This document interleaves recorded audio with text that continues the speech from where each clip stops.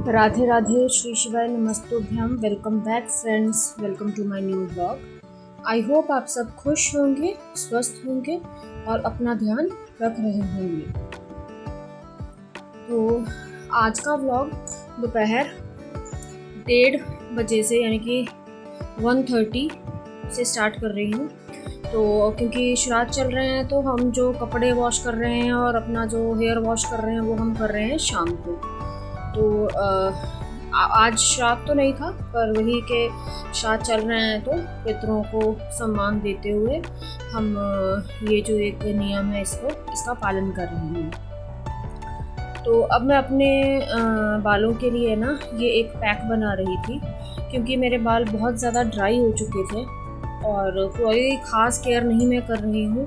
और ऊपर से मेरे ना बालों में बहुत सीवियर वाला हेयर फॉल हो रहा है, मतलब बहुत ही ज़्यादा कम बाल मेरे रह गए हैं। और अब मैंने सोचा है कि कुछ ना कुछ अब अपने बालों के लिए करूँगी, ताकि अंदर से भी हील हो सकें और बाहर से भी जितनी एप्लीकेशन मैं कर सकती हूँ, जो भी सारे नेचुरल हैं प्रोडक्ट्स, उनको ही यूज़ करके अपने बालों को ठीक करने की कोशिश करूँगी।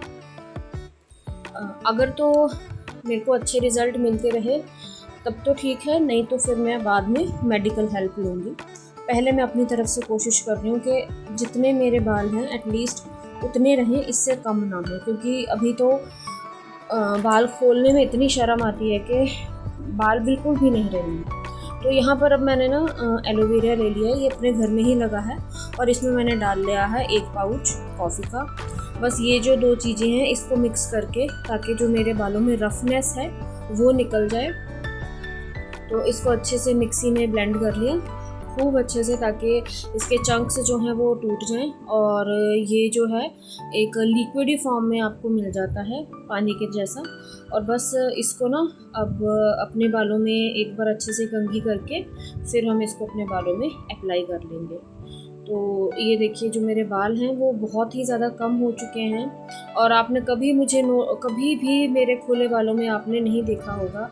रीज़न यही है, वैसे तो हम अपने गांव में सर को ढक के रखते हैं, पर वैसे भी कभी ऐसे मेरे खुले बाल नहीं देखे होंगे आपने। तो रीज़न वही है कि भाई जो मेरे बाल है ना, बहुत ज़्यादा सीवियर हेयर फॉल हो चुका है। तो अब कोशिश कर रही हूँ कि अपने जो बाल हैं उनको थोड़ा सा बचा सकूँ। और अब बस इसको कंघी करने के बाद अपने जो जड़ें हैं और उसके बाद जो आपके बालों के सिरे हैं, इनको हम लगाते जाएंगे इसको। और आपका ना जो बाल है बहुत ही ज़्यादा सॉफ्ट हो जाएंगे। इसको आप 1 घंटा तो रखिए, ज़्यादा रख सकते हैं तो आप इसको ज़्यादा रख लीजिए। मैंने ना कपड़े धोने थे, तो कपड़े धोने से पहले मैंने ना ये जो है पैकअप बालों में लगा लिया था, ताकि थोड़ा बहुत इसका जो असर है वो मेरे बालों में हो जाए और बाल ना थोड़े इसको अच्छे से एब्जॉर्ब कर लें। तो बस अब इसको पैक को लगा के अब मैं लग गई थी अपने कपड़े धोने के लिए। और मशीन तो मैंने लगा दी थी 2 बजे के करीब, क्योंकि पहला लोड मैंने लगा दिया था 1:30 बजे, बट फिर उसके बाद मैं हेयर पैक लगाने लग गई, बनाने लग गई, तो फिर टाइम लग गया। फिर उसके बाद मुझे 2 बज गए थे और फिर 2 बजे ना पापा गए हुए थे बाज़ार की तरफ, तो वो 2 बजे बाज़ार से आए और फिर उनके लिए ना मैंने लंच बनाया।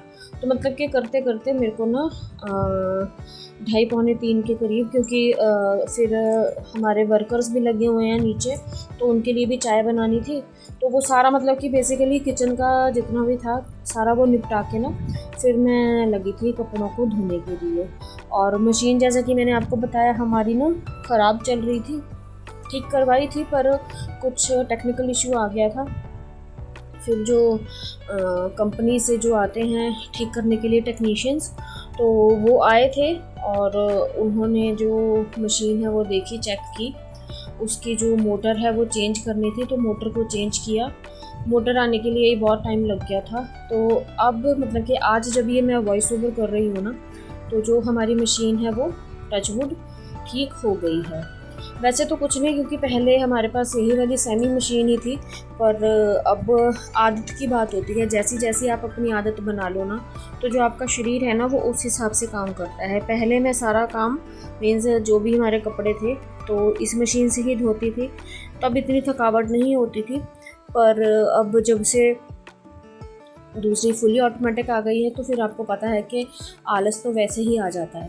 तो ये चाची जी की मशीन है जिसमें हम कपड़े वॉश कर रहे हैं आजकल।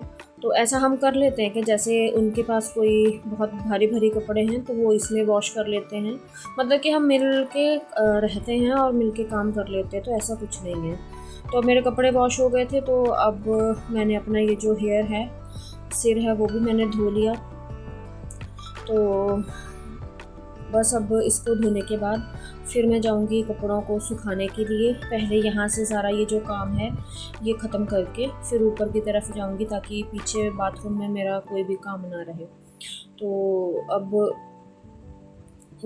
ना जो बनियान होती है हम उसको ना नील देते हैं, तो बस वो इसीलिए मैंने बकेट में वो जो घोला था वो नील था, ताकि जो वाइट कपड़े थे वो आपको साइड की जो शेल्फ़ है इसके ऊपर मैंने जो बनियान्स हैं वो रखी हुई थी, वो आपको दिख रही होंगी। तो बस अब वो करके अब मैं आ गई थी छत में। तो छत पे अब पहले तो ये जो पिछले कल के कपड़े थे इसको उठाना था, और उसके बाद फिर मैं जो आज वॉश किए हैं कपड़े ना, तो बार बार मैं नहीं चाहती जैसे एक लोड हो गया तो फटाफट डाल के आ जाओ। मैं क्या करती हूँ, मैं ना सारे कपड़े एक साथ रख के फिर एक ही बार में जाके कपड़ों को डाल देती हूँ, क्योंकि शाम का टाइम है, कपड़े वैसे भी नहीं इतनी जल्दी सूखने वाले।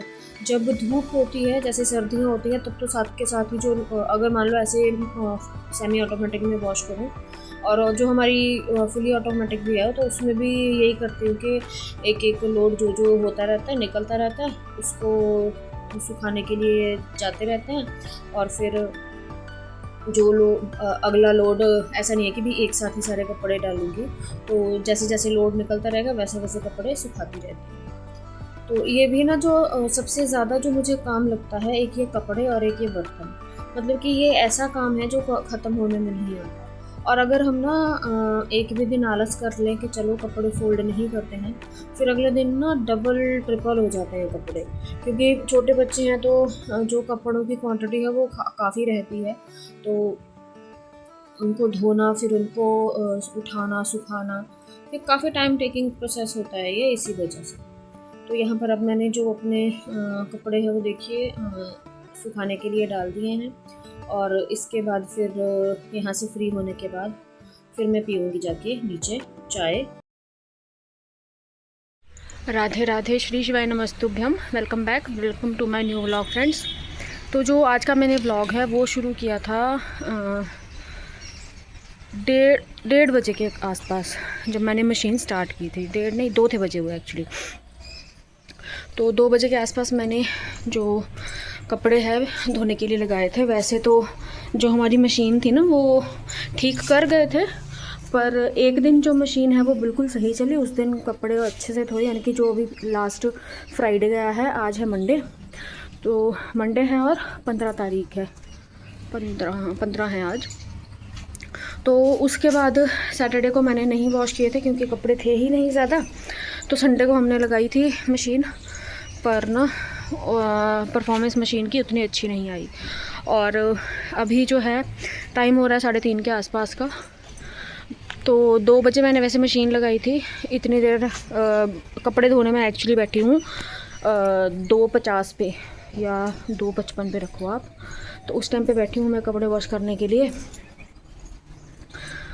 3:20 तक जो मेरे कपड़े थे ना वो सारे वॉश हो चुके थे, और अभी मैं इनको यहाँ पे सुखाने के लिए आई थी। और जो पहले मैंने कपड़े धोए हुए थे, ये जो इधर आप देख रहे हैं रेलिंग पे, तो ये मैंने उठा लिए। अब अभी तो नहीं फ़ोल्ड करूँगी शाम जैसे को डिनर वगैरह करने के बाद, क्योंकि फिर मेरे को ना थोड़े जो कपड़े हैं वो प्रेस भी करने हैं। तो वर्ड्स में आपसे मिलूँगी। अभी तो आई गेस 3:30, हाँ 3:45 हो रहे हैं। तो अभी चाय रखूँगी। वैसे तो मैंने 1 कप चाय पिया था, वही कि वैसे ना थकावट से या वैसे सुस्ती सी लगती है, तो फिर इसलिए। और हाँ, आपने देखा कि मैंने हेयर मास्क भी लगाया था, क्योंकि मेरे बाल ना बहुत ज़्यादा क्या बोलते हैं उसको, झड़ रहे हैं। तो अभी कोशिश करूँगी कि जो मेरे बाल हैं वो इन पे थोड़ा वर्क करूँ, इनको ध्यान दूँ और फिर देखते हैं कि क्या क्या चीज़ें सूट करती हैं। अभी तो मैंने सिर्फ आपको बताया है, जैसे ही एलोवेरा का जो पैक है वो लगाया बीच में कॉफ़ी डाल के, तो देखते हैं इसका क्या रिज़ल्ट रहता है। फ़र्स्ट टाइम यूज़ किया है तो मुझे भी नहीं पता कि कैसा रहेगा। वैसे तो बाल ठीक लग रहे हैं, शाइन भी कर रहे हैं। बाकी फ्रेंड्स देखते हैं। तो मैं आ गई थी अब किचन में अपना जो डिनर है वो बनाने के लिए। तो यहाँ पर आज ना हम बना रहे हैं रेड़ू, जिसको कई दही तड़का भी बोलते हैं, पर ये दही का नहीं, हम बना रहे हैं लस्सी का, और इसको हम खाएंगे मक्की की रोटी के साथ। तो यहाँ पर मैंने धनिया और जीरे का छौंक देके फिर ये जो प्याज अदरक और मिर्ची है इसको इसमें कर दिया है। और इसको ना बहुत ज़्यादा नहीं भूनेंगे, हल्का सा जो प्याज है ना वैसे लाइट सा ब्राउन हो जाए, पर थोड़ा सा कच्चापन भी प्याज का रहे, उस हिसाब का हम इसको बनाते हैं। क्योंकि जब हम इसको खाते हैं ना तो जब मुंह में आता है तो अच्छा लगता है, क्योंकि हर सब्ज़ी का एक अलग अलग ढंग होता है। तो ये देखिए साथ में मैंने रख दी है लस्सी, ये जो आपको कैनी या डोलू क्या बोलते हैं इसको, है ना। तो इसमें ये लस्सी है और देखिए साथ में मैं बना रही हूँ रोटी, क्योंकि सबको भूख लग गई थी।